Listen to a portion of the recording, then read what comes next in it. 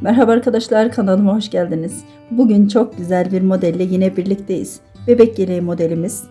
İsterseniz büyükler için de kullanılabilecek harika bir model arkadaşlar. Bakın, tam olarak göstermek için tersini çevirdim. Arka tarafından görelim yeleğimizi. Mükemmel görünüyor. Yapılışı bir o kadar kolay, görünüşü bir o kadar güzel olan yeleğimiz. Evet arkadaşlar, yapmak isterseniz ve hazırsanız başlayalım.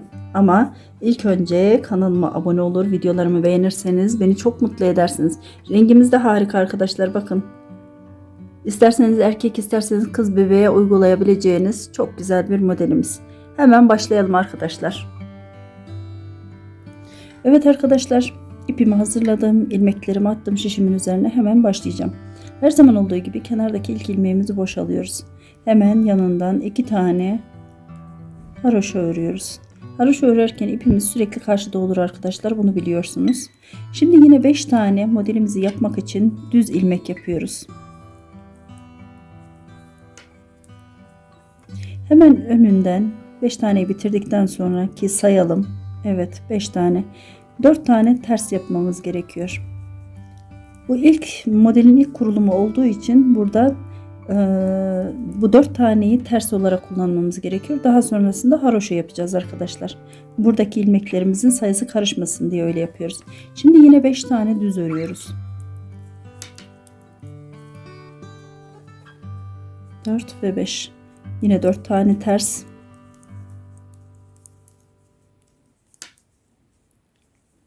Yine 5 tane düz.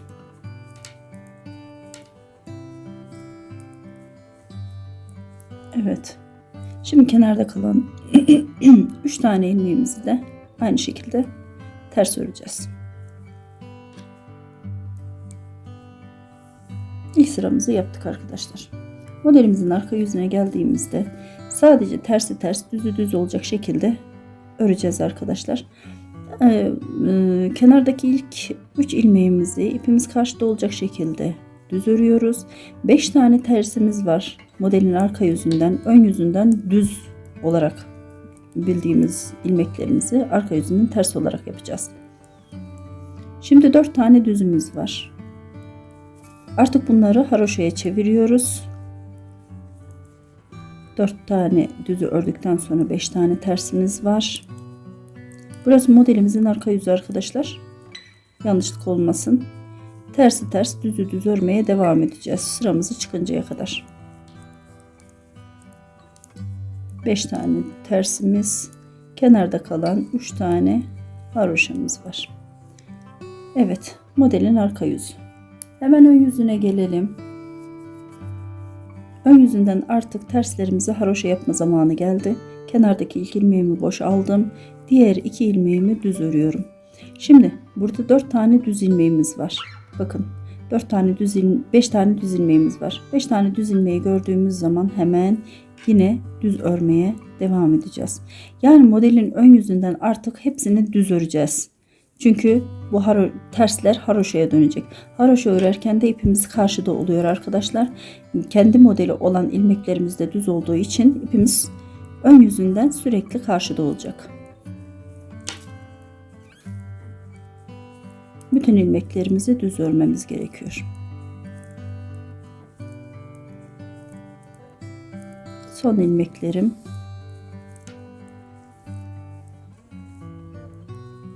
Tamamını çıktım. Hemen yine modelin arka yüzüne geldim. Kenardaki 3 ilmeğimi yaparken ipim karşıda olacak. Çünkü haroşa yapıyoruz demiştim. Haroşada ip sürekli karşıda olur arkadaşlar. Bunu sürekli tekrarlıyorum kafanız karışmasın diye. 5 tane tersimiz var. Modelin arka yüzünden ters, ön yüzünden düz düşmesi gerekiyor. 4 tane düz örmemiz gerekiyor. Haroşa için 5 tane ters.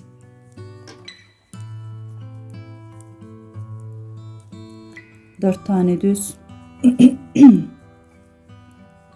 Yine 5 tane ters ilmeğimiz var. Kenarda 3 tane haroşamız var arkadaşlar. Evet, yeterli boyuta erdiği zaman hemen modelimizi kuralım. Kenardaki ilk ilmeğimi boşaldım. İpim karşıda. Modelimizin ön yüzünden sürekli düz örmemiz gerekiyor demiştim. Evet. Şimdi sayıyoruz. 1, 2, 3, 4 sıramız oldu. 4 sıramızda bakın 5 tane ilmeğimiz, 5 tane düz ilmeğimiz var. 2 şişimize ortak şekilde takıyoruz 5 tane ilmeğimizi. Şişimizin üzerine doladık ve çıkarttık. Şişimizin üzerine doladık. Şişimizi tekrar aynı yerden soktuk ve tekrar çıkarttık. Şişimizin üzerine doladık. Aynı yerden tekrar bir tane daha çıkartıyoruz ve 5 tane ilmeğimizi sol taraftaki şişimizden çıkartıp sağ tarafa artırarak geçirmiş oluyoruz. Bakın sayıyoruz. 1, 2, 3, 4, 5 tane. Hemen aradaki 4 tane haroşamızı yapıyoruz. Evet, 5 tane düz ilmeğimizi tekrar gördük. 2 şişimize ortak olarak takıyoruz arkadaşlar. 2 şişimiz de ortak olarak takıldı. Şimdi şişimizin üzerine bir tane doladık ve ilmeklerimizi bakın içinden geçiriyoruz. Arkasından veya yan tarafından değil. İkisini ortak takıyoruz ve sağ taraftaki şişimiz arka tarafta kalıyor. Şişimizin üzerine doladık ve bir defa çıkarttık aynı yerden.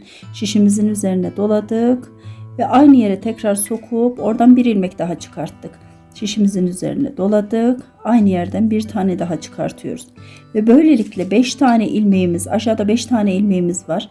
5 tane ilmeğe sahip olduğumuzu anladığımızda sayalım 1, 2, 3, 4 ve 5 tane ilmeğe sahip olduğumuzda sol taraftaki şişimizi çıkartıyoruz. Aradaki 4 tane haroşamızı örüyoruz. Yine 5 tane düz ilmeğimize geldik. 2 şişimize ortak olarak takıyoruz tekrardan aynı ilmekleri. Aynı ilmekleri taktık. İçinden geçirdik arkadaşlar. Şişin üzerine doladık ve bir defa çıkarttık. Şişin üzerine doladık. İkinci ilmeği yaptık. Aynı yerden tekrar soktuk ve bir ilmek daha çıkarttık. 3 tane oldu. Şişin üzerine doladık. 4 oldu. Aynı yerden bir defa daha çıkartıyoruz ve 5 tane ilmeğe sahip oluyoruz. Tekrar sayıyoruz, işimiz garanti olsun. 1, 2, 3, 4, 5 tane ilmeğimiz var. Hemen sol taraftaki şişimizi çıkarttık ve alttaki ilmekler boşa çıktı. Kenardaki 3 tane ilmeğimi de haroşa olacak şekilde ördüm. Modelimizin ilk kurulum sırasını tamamlamış olduk.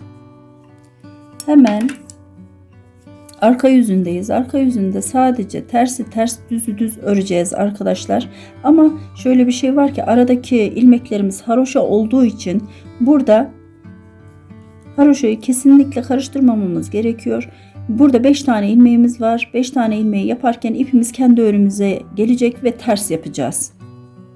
O 5 tane ilmeği ters örüyoruz arkadaşlar. 5 tane ilmeğimi ters ördüm. Şimdi 4 tane haroşamı gördüm ve ipimi karşıya aldım. Ve 4 tane haroşa ördüm. İpimi önüme aldım. Biraz önce çıkarttığım ilmeklerimi ters olacak şekilde örüyorum. Modelimizin ön yüzüne düz ilmek olarak düşecek. Hemen aradaki 4 tane haroşamı gördüm ve 4 tane haroşayı ördüm. Ve 5 tane ters yapmam gerekiyor. Hemen ipimi önüme aldım ve 5 tane ters ilmeğimi yaptım. 3 tane haroşam var yine kenarda, onları da ördüm. Modelimizin ön yüzüne geldik. Hemen haroşamıza devam ediyoruz. Buradayken ipimiz sürekli karşıda olacak arkadaşlar. Bütün ilmeklerimizi düz örüyoruz.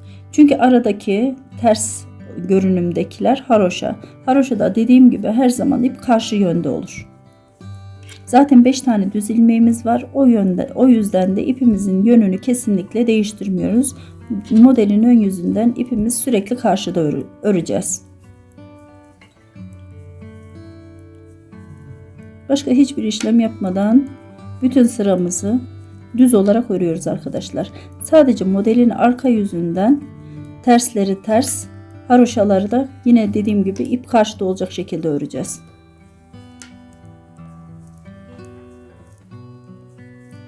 Sıramızı tamamladık. Hemen arka yüzüne geldik. Haroşada ip karşıda demiştim. İlk ilmeğimi boşaldım. Kenarda 3 tane haroşam var. Yine 5 tane ters örmem gerekiyor. Modelin arka yüzündeyiz çünkü.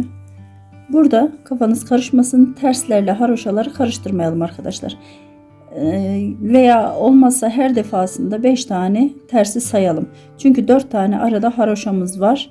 Yanlışlıkla onları da ters örmeyin. Çünkü modelin ön yüzüne yanlış ilmek düşer.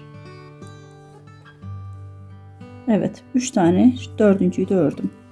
İpimi karşıdan ön tarafıma aldım. 5 tane ters örüyorum. 5 tane tersimi örüyorum. Zaten ilmekler kendini ayırıyor arkadaşlar. Bakın buradan artık ters yapmamam ve düze geçmem gerektiğini söylüyor ilmekler bana. İpimi önüme aldım.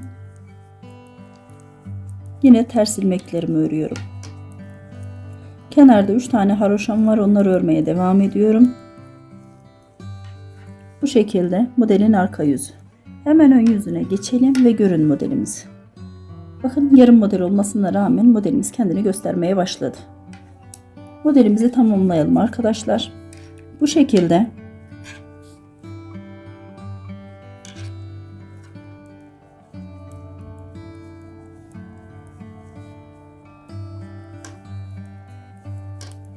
ipimiz karşıda olacak demiştim modelin ön yüzünden. Arka yüzünde sadece haroşalarımızı ve terslerimizi örerken ipimizin yönü değişiyor.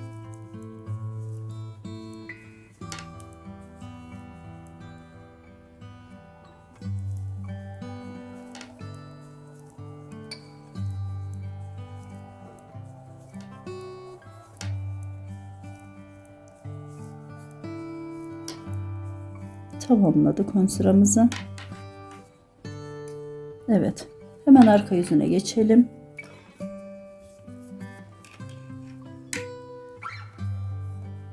Haroşalarımızı örelim. Kenardan 3 tane, 5 tane tersimizi örüyoruz.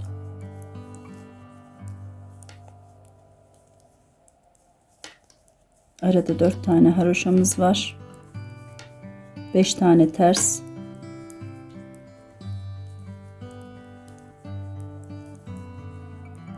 Dört tane haroşa.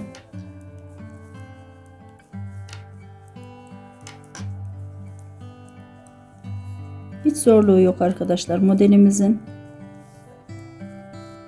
Ve kesinlikle karışacak bir model değil. Dümdüz duruyor. Çok güzel. Evet. Şimdi yeteri kadar sıramızı tamamladık. Hemen tersinden sayalım. Söylemeyi unuttum. Tersinden sayalım. 5 tane 5 sıra yani 1 2 3 4 5 tane sıra ördük, 5 sıra ördük ve 5. sırayı bitirdikten sonra 6. sıramızda modelimizi yeniden kurmamız gerekiyor ve arka taraftan saydığınızda 5 sıranın net olarak göreceksiniz. 1 2 3 4 ve 5. Hemen düzüne gelelim ve ikinci modelimizi kuralım arkadaşlar. Modelimizi üst taraftan kapatıyoruz artık. Kenardan 3 tane ilmeğimi ördüm ve 5 tane ilmeğimi tekrardan gördüm. Tıpkı alttaki gibi 2 şişime ortak olarak takıyorum. 5 tane ilmeğimi ortak olarak 2 şişime taktım. Şişimin üzerinden doladım ve çıkarttım. Şişimin üzerine doladım ve aynı yere tekrar soktum. Bir ilmek daha çıkarttım. Şişimin üzerine doladım. Son ilmeğimi de çıkartıyorum. Ve 5 tane ilmeğim olduğundan emin olduktan sonra sol taraftaki şişimi çıkartıyorum. Evet bakın 5 tane ilmeğimiz var. Çıkarttık. Aradaki 4 tane haroşamızı ördük. Ve yine 5 tane düz ilmeğimize geldik.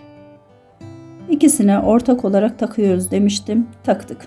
Arkasından veya önünden değil arkadaşlar. İçinden geçiriyoruz. 2 şişimiz ortak olarak aynı ilmekler 2 şişimizde ortak olarak duruyor şu anda. Hemen şişimin üzerine doladım ve aynı yerden bir ilmek çıkarttım. Şişimin üzerine doladım. Şişimi aynı yere soktum. Bir ilmek daha çıkarttım. Şişimin üzerine doladım. Aynı yerden tekrar bir ilmek daha çıkarttım ve 5 tane ilmeğim olduğundan emin olunca evet 5 tane ilmeğimiz var. Gördüğünüz gibi sol taraftaki şişimi çıkarttım. Ve aradaki 4 tane haroşamı ördüm. Yine 5 tane düz ilmeğimizi gördük. Şişlerimizi ortak olarak taktık. Ve bir ilmek çıkartıyoruz. Çıkartamadım. Çıkarttık. Şişin üzerine doladık. İkinci ilmeğimizi şişin için ilmeklerin içinden bir ilmek daha çıkarttım. 3 etti. Şişimin üzerine doladım. 4. Bir defa daha çıkartıyorum. Ve 5. ilmeğime sahip olduğundan emin olduktan sonra sol taraftaki şişimi çıkartıyorum ve modelimi tamamlıyorum arkadaşlar. Evet, bakın çok güzel durdu. Şöyle yakından göstereyim. Çok güzel durdu arkadaşlar. Modelimiz bir o kadar basit ve bir o kadar da güzel. Hepinizin kolaylıkla yapacağından ben eminim arkadaşlar. Ben bir tane daha yapacağım. Ondan sonrasında göstereceğim size. Ben 5 sıramı tamamladım arkadaşlar. Hemen modelimizin nasıl toplandığını tekrardan göstereceğim size. Çünkü 5 sıranın nasıl olduğunu gösterdim. Şimdi 5 sıramızı hani alttaki gibi bütün ilmeklerimizi iki şişimize ortak takmıştık. Yine aynı işlemi yapıyoruz. İkisinin içinde bakın. Şişimizin için üstüne bir tane doladık. Ve bir tane çıkarttık. Şişin üzerine ikinciyi doladık. Aynı yere tekrar şişimizi sokup ikinciyi çıkarttık. Şişimizin üzerine doladık. Ve 5 taneden emin olduktan sonra hemen sayalım çıkarttığımız ilmeklerimizi. 5 tane ilmeğimiz oldu. 5 taneden emin olduktan sonra sol taraftaki şişimizi çıkartıyoruz. Aradaki haroşalarımızı örüyoruz. Hemen yine 5 tane düz ilmeğimizi gördük. İkisini ortak taktık ve şişimizin üzerine bir defa doladık ve çıkarttık. Şişin üzerine doladık. İkinci ilmeğimiz. Şişimizi aynı yerden soktuk.